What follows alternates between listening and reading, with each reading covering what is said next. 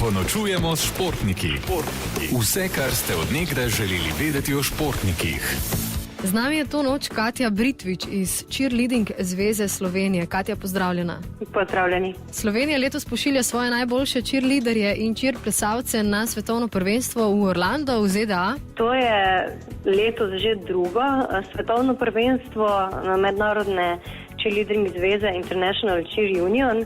Mi smo že lani poslali svojo delegacijo in letos pošiljamo spet okoli 30 cheerleaderjev in cheerplesalcev. Sodeluje v tej zvezi preko 80 zvez svetovnih iz vseh kontinentov, tako da je konkurenca res huda. Več o tekmovanju slišite v nadaljevanju. Ponočujemo s športniki. Vse, kar ste od nekdaj želeli vedeti o športnikih. Z nami je Katja Britvič iz Cheerleader zveze Slovenije. Slovenija letos pošilja svoje najboljše cheerleaderje in cheerplesalce na svetovno prvenstvo v Orlando v ZDA. Katja, na svetovno prvenstvo odhajate sicer že drugič. Kako je bilo z vašim uspehom lani? Mi smo lani osvojili eno 3. mesto in pa 3 8. mesta. Smo bili vzhičeni, zelo veseli in če bo letos tudi tako, bomo vsi zelo zadovoljni, čeprav naša dva, Sara in Matej, naša dva tekmovalca, ki sta lani osvojila 3. mesto, mislim, da letos spet ciljata na medaljo, ker sta res v svetovni eliti. Kdaj točno odhajate v Orlando? Delegacija se odpravlja 20. aprila, potem se pa vračajo, odvisno, eni se vračajo že v torek 27.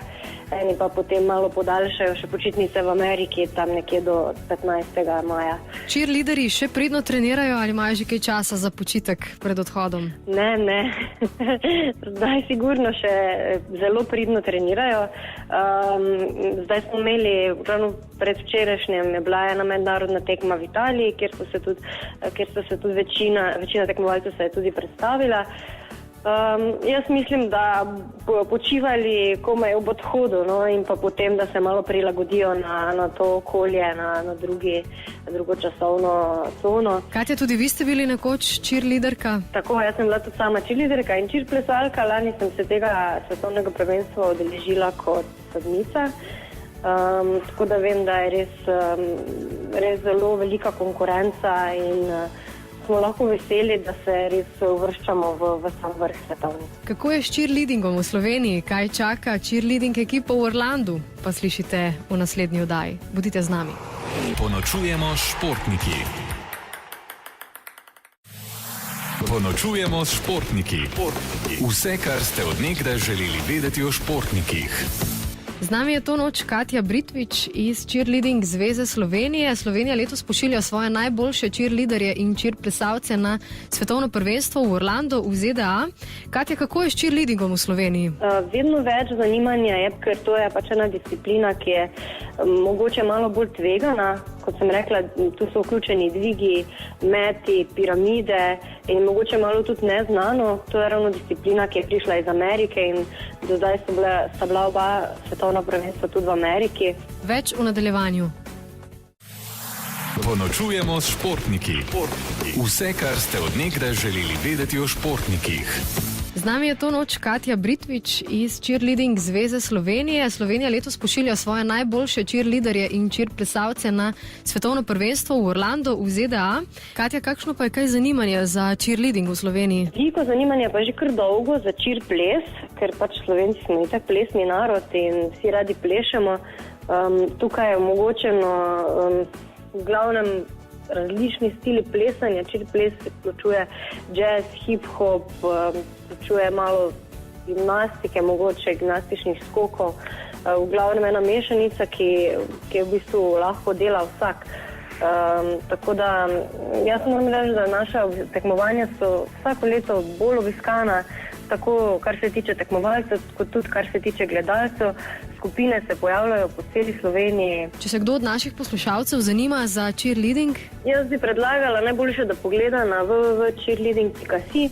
Tam imamo mi vse kontakte od naših društev, tam lahko poišče najbližje društvo v svoji okolici.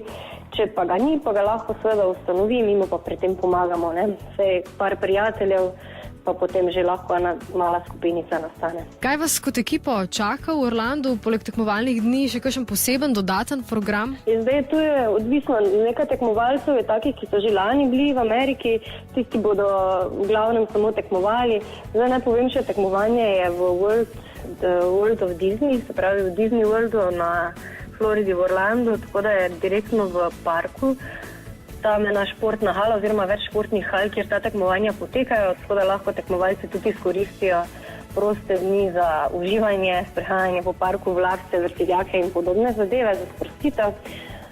Drugače pa je v Orlandu tudi zelo dosti za pogledati, veliko tekmovalcev, ki gre prvič v Ameriko, potem podaljša še, ne vem, v New York, Washington. Kar se pa uspešnosti na tekmovanjih tiče pa? Jaz mislim, da nam uspeh ne sme uiti, no.